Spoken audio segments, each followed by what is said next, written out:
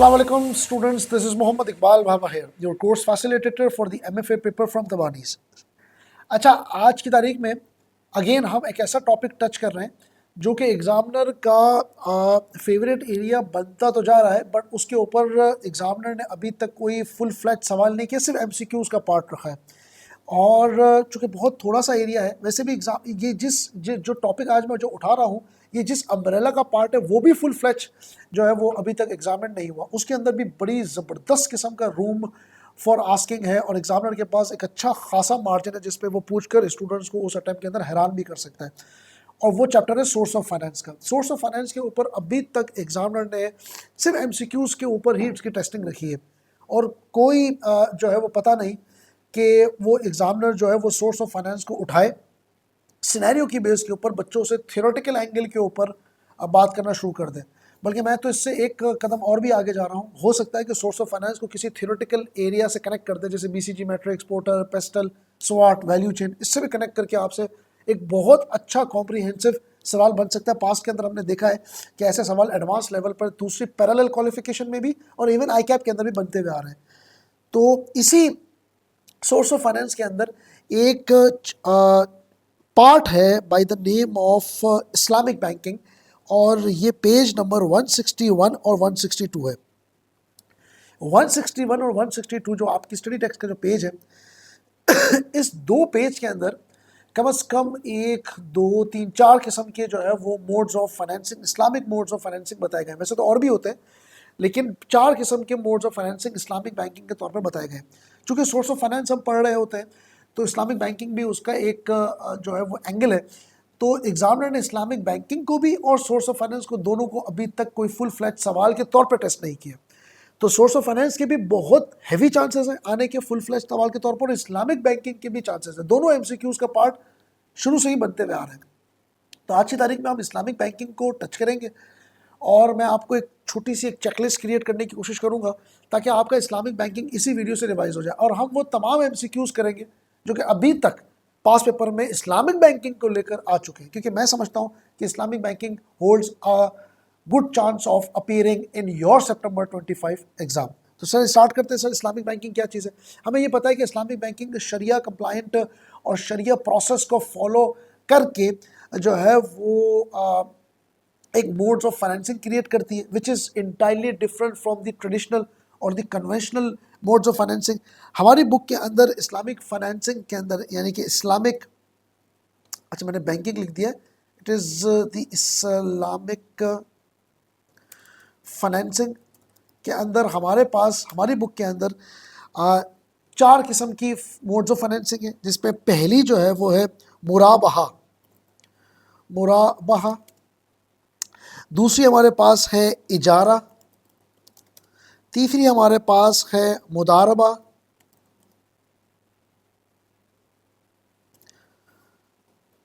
और लास्ट जो हमारे पास है वो है मुशारका। ये 4 मोड्स ऑफ फाइनेंसिंग हमारे पास एग्जाम के अंदर यानी कि हमारे कोर्स का पार्ट है, जिसको आपको समझना ज़रूरी है।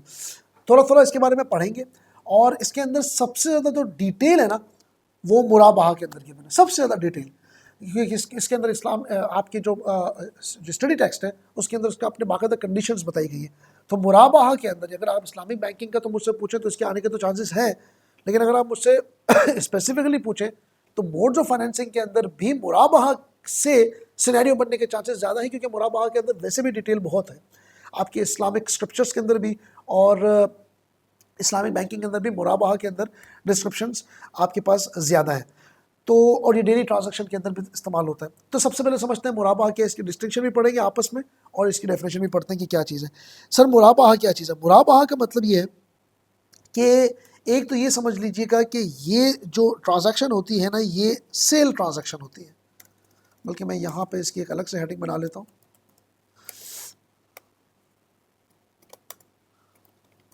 ये एक सेल ट्रांजैक्शन होती है।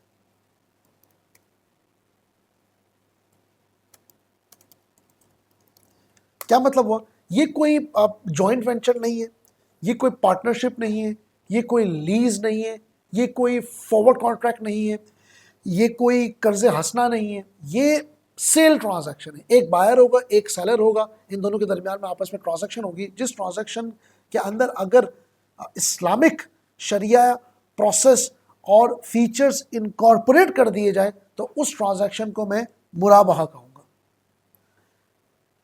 ये सेल ट्रांजैक्शन है, बायर और सेलर होगा, सब्जेक्ट मैटर होगा, वैल्यू होगी, डेट होगी, डिलीवरी होगी, कुछ चीज़ें नोन होंगी, और इन सारे फीचर्स को अगर मैं इस्लामिक शरिया प्रोसेस का पार्ट बना दूं या इन तमाम प्रोसेस के अंदर मैं इस्लामिक फीचर को ऐड कर दूं जो कभी हम पढ़ेंगे, तो उस ट्रांजैक्शन को, उस सेल ट्रांजैक्शन को मैं क्या कहूँगा, मुराबहा। और उसके अंदर से अगर मैं इस्लामिक फीचर निकालना शुरू कर दूं तो उस ट्रांजैक्शन को मैं कन्वेंशनल और नॉन इस्लामिक या ट्रेडिशनल कन्वेंशनल ट्रांजैक्शन कहूँगा, उसको इस्लामिक ट्रांजैक्शन यानी कि मुराबहा नहीं कह सकता। टू बी द मुराबहा there are certain conditions that has to be there, और उसको फुलफिल होना ज़रूरी है in order to qualify for the मुराबहा ट्रांजैक्शन। तो सबसे पहले तो ये बात दिमाग में रखिएगा कि ये सेल ट्रांजैक्शन होती है। अच्छा, इसमें भी एमसीक्यू आ चुका है कि मुराबहा और मुशारका में फ़र्क क्या है, इसमें भी बहुत बेसिक सा भी एमसीक्यू आ चुका है, तो वो भी आज पढ़ेंगे। तो इसलिए मैं आपको ये पहले बता रहा हूँ कि मुराबहा एक सेल ट्रांजैक्शन है। मुराबहा एक सेल ट्रांजैक्शन है जिसके अंदर सेलर को यानी कि बेचने वाले को एक्सक्यूज मी, बेचने वाले को ये बताना ज़रूरी है कि मुझे कॉस्ट कितनी पड़ी है और मैं आपसे प्रॉफिट कितना चार्ज कर रहा हूँ, यानी कि कॉस्ट प्लस प्रॉफिट ये सेलर को बायर को बताना ज़रूरी है। यानी कि डील एक एब्सोल्यूट अमाउंट पे होनी चाहिए, हवा में नहीं होनी चाहिए, एक एब्सोल्यूट अमाउंट के अंदर होनी चाहिए। तो इसके अंदर दिमाग में याद रखिएगा कि कॉस्ट प्लस जो प्रॉफिट होता है वो must be known to buyer. ठीक है, ये आपके पास जो भी प्रॉफिट का जो अमाउंट होगा और जो कॉस्ट होगी ये आपके बायर को पता होनी चाहिए। अच्छा, अब जो प्रॉफिट का जो अमाउंट होगा वो लमसम भी हो सकता है और वो प्री अग्रीड रेशो भी हो सकता है, ये भी दिमाग में रख लीजिएगा।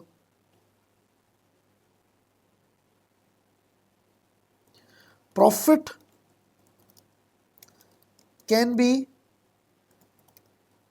लमसम और प्री अग्रीड रेशो, जो भी हो, लेकिन प्राइस एब्सोल्यूट निकलनी चाहिए। इसको हम कहते हैं मुराबहा, एक सिंपल ट्रांजैक्शन। ठीक है, simple buying selling transaction in which the buyer and the seller both the parties will be involved fulfilling certain conditions, और उसको हम मुराबहा कहेंगे। तो ये सेल ट्रांजैक्शन है, ये कोई पार्टनरशिप नहीं है, ये कोई जॉइंट वेंचर नहीं है, ये कोई लीज ट्रांजैक्शन नहीं है। ठीक है, ये मुराबहा है।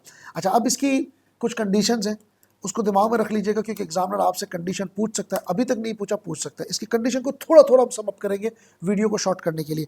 पहली बात तो ये कि जो भी आप बेच रहे हैं, यानी कि जो सब्जेक्ट मैटर है, कोई भी आप चीज़ बेच रहे हैं, subject matter of the sale must exist करता हो। ठीक है, आप कोई भी चीज़ बेच रहे हैं तो वो एग्जिस्ट करती हो। मैं गाड़ी बेच रहा हूँ, गाड़ी एग्जिस्ट करती हो।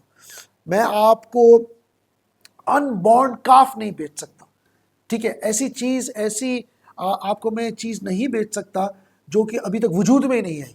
तो अनबॉर्न काफ आपको मैं नहीं बेच सकता, कोई ऐसी गाड़ी में आपको नहीं बेच सकता जो कि अभी तक मैन्युफैक्चर ही नहीं हुई है। ठीक है, तो याद रखिएगा कि पहली कंडीशन मुराबा की है कि जो भी सब्जेक्ट मैटर हो ना वो होना चाहिए, एग्जिस्ट होना चाहिए। अब वो आपकी पोजीशन में हो या कंस्ट्रक्टिव पोजीशन में हो, इससे फर्क नहीं पड़ेगा, लेकिन उसका एग्जिस्ट होना चाहिए। तो दूसरी कंडीशन क्या है कि उसका फिजिकल पोजीशन, फिजिकल या कंस्ट्रक्टिव पोजीशन हो। बाज़ औक़ात ऐसा होता है कि हमारे पास वो चीज़ नहीं होती लेकिन वो चीज़ एग्जिस्ट करती है। उसकी फिजिकल और कंस्ट्रक्टिव, फिजिकल पोजीशन का मतलब मेरे वेयर हाउस में, कंस्ट्रक्टिव पोजीशन का मतलब कि मेरे वेयर हाउस में नहीं, किसी और के वेयर हाउस में है, लेकिन मेरे पास उसकी लीगल ओनरशिप है, मेरे पास उसका गुड टाइटल है, मेरे पास लीगली मेरे पास राइट है कि मैं उसको ले सकता हूँ। तो इसको हम कंस्ट्रक्टिव पोजीशन कहते हैं। तो या फिजिकल पोजीशन हो या कंस्ट्रक्टिव पोजीशन हो, सब्जेक्ट मैटर होना चाहिए। तीसरी कंडीशन उसकी क्या है जो कि आपको पता होनी चाहिए, वो ये कि सेलर के पास ओनरशिप होनी चाहिए, लीगल ओनरशिप होनी चाहिए, and must hold good title to it.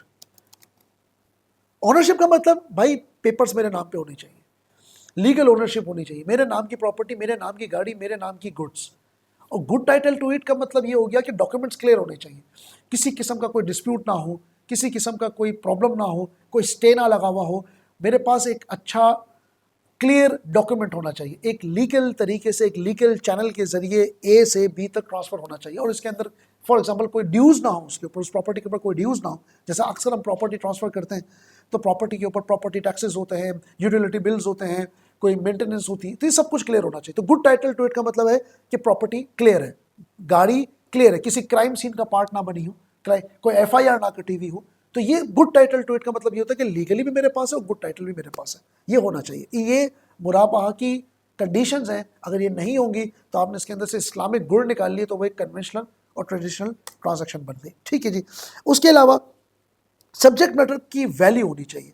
जो भी आपकी सब्जेक्ट मैटर है, subject matter must hold property of value. क्या मतलब? सर क्वांटिफाइबल टर्म होना चाहिए उसका। ठीक है, ऐसा ना हो कि उसकी आपको ना पता हो कि उसकी वैल्यू क्या है, क्वांटिफाइबल टर्म होना चाहिए। अच्छा, उसके बाद the sale must be prompt and absolute.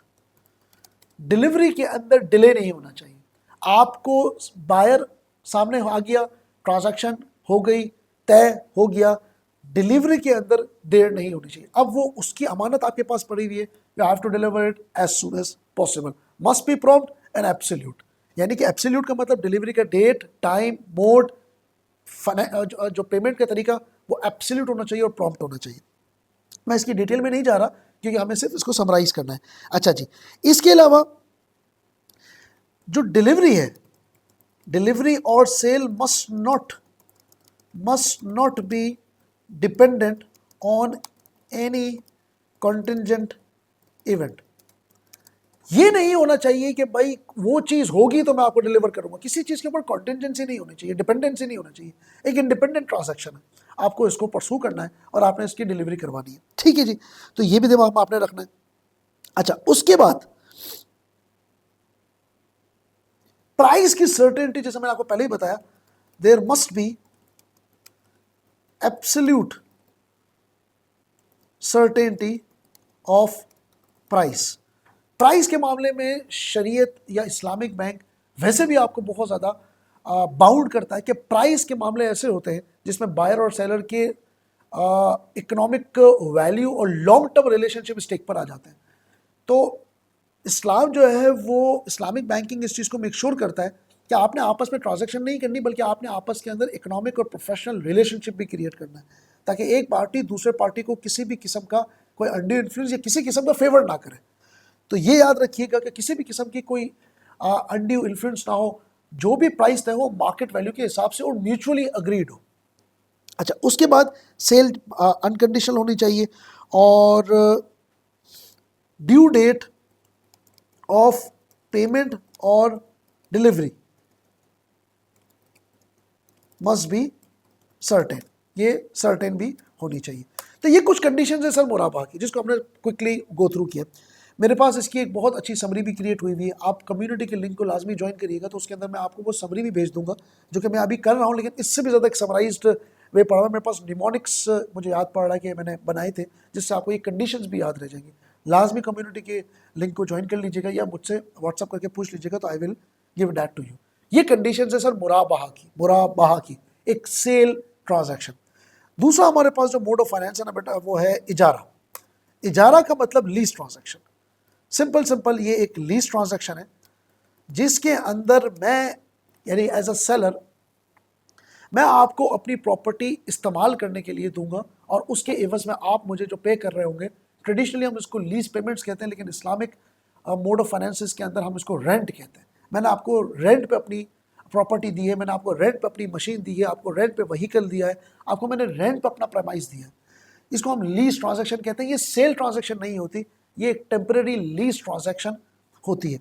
Traditional lease के अंदर क्या होता है कि लेसोर के पास ये राइट होता है कि मैं लीज कॉन्ट्रैक्ट को यूनिलैटरली ख़त्म कर सकता हूँ, मेरी मर्जी में ख़त्म कर सकता हूँ। लेकिन इस्लामिक लीज के अंदर ऐसा नहीं होता। इस्लामिक लीज के अंदर जो कॉन्ट्रैक्ट ख़त्म होगा, वो एक तो हमने कॉन्ट्रैक्ट में देखना है कि क्या क्लॉज है, एग्जिट क्लॉज क्या है।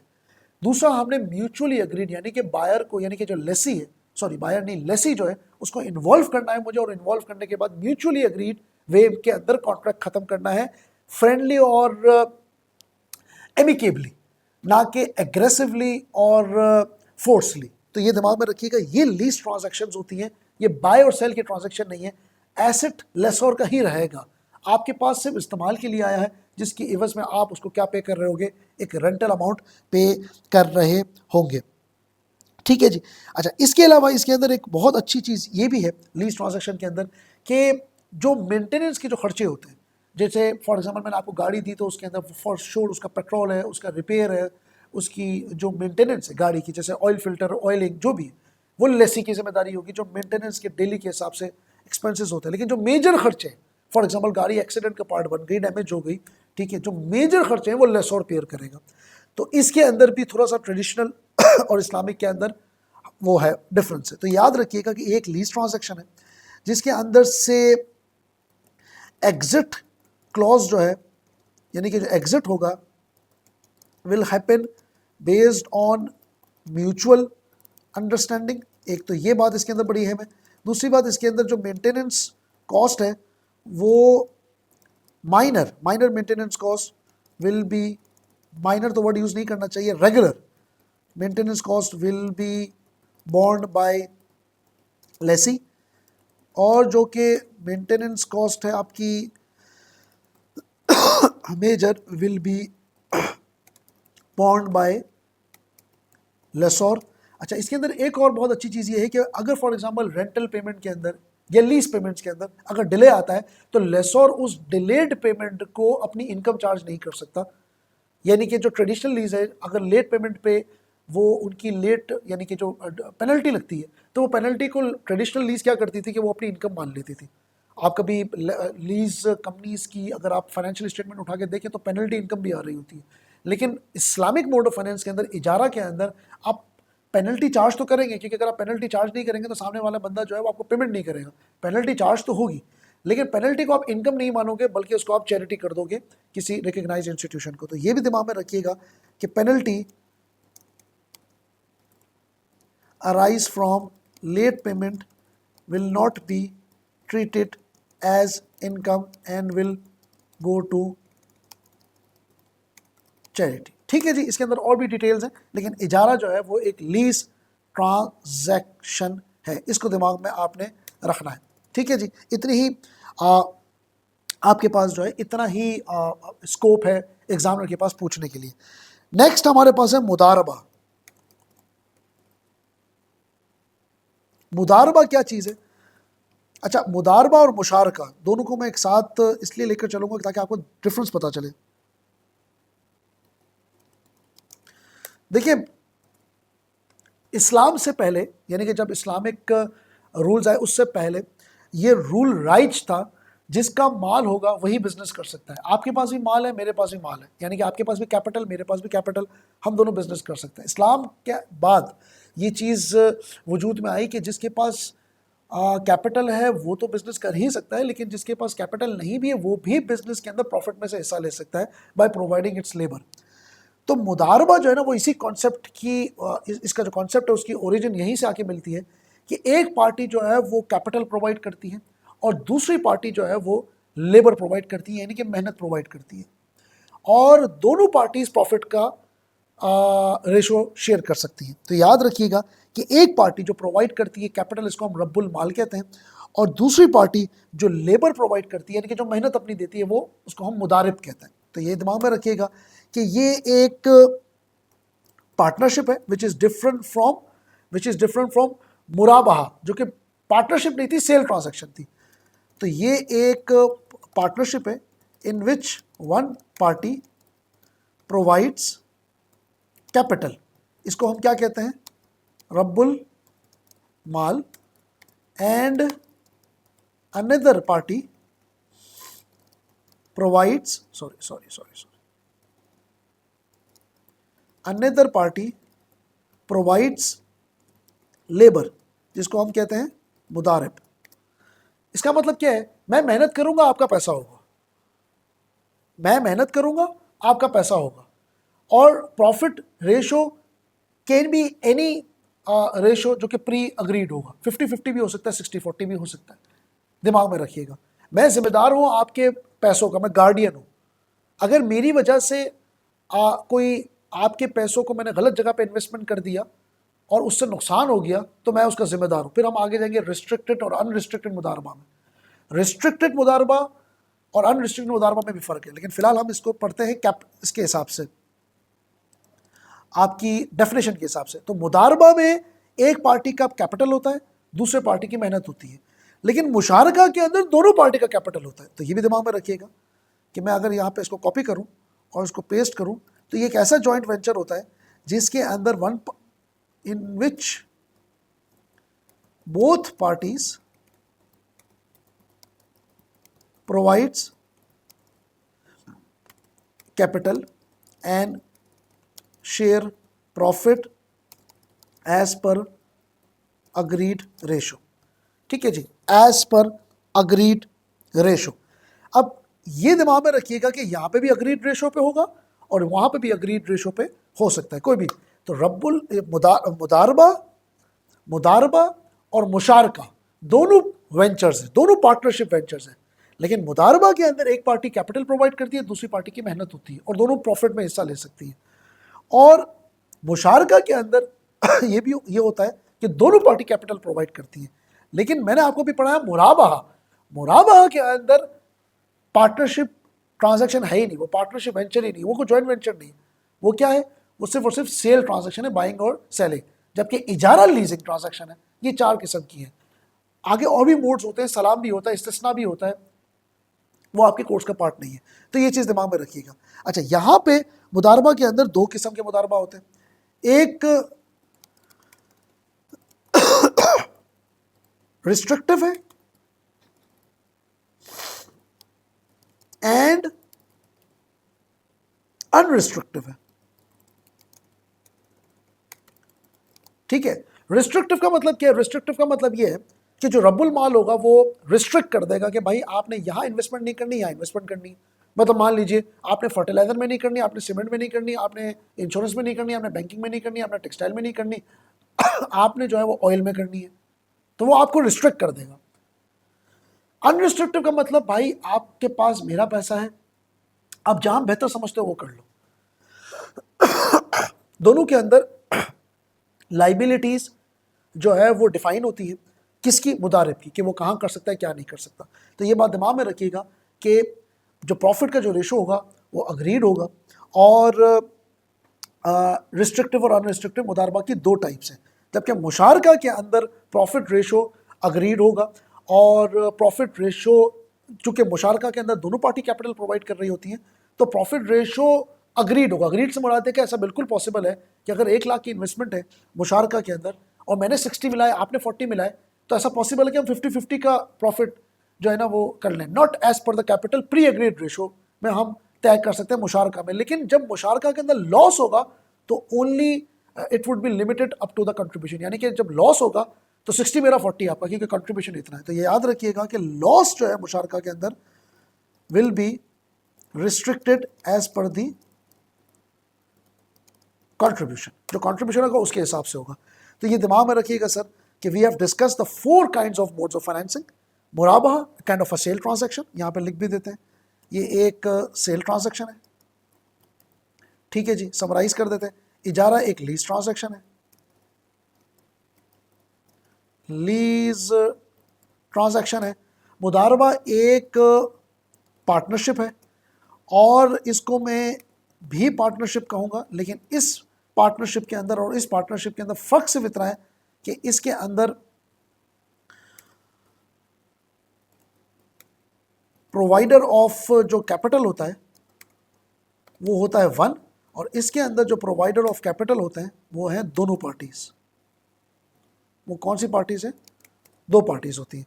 सो that's it as far as the Islamic finance is concern. हमारी नेक्स्ट जो पार्ट 2 होगा इस्लामिक फाइनेंसिंग का, उसके अंदर we will discuss the MCQs and the practical aspect of the Islamic finance.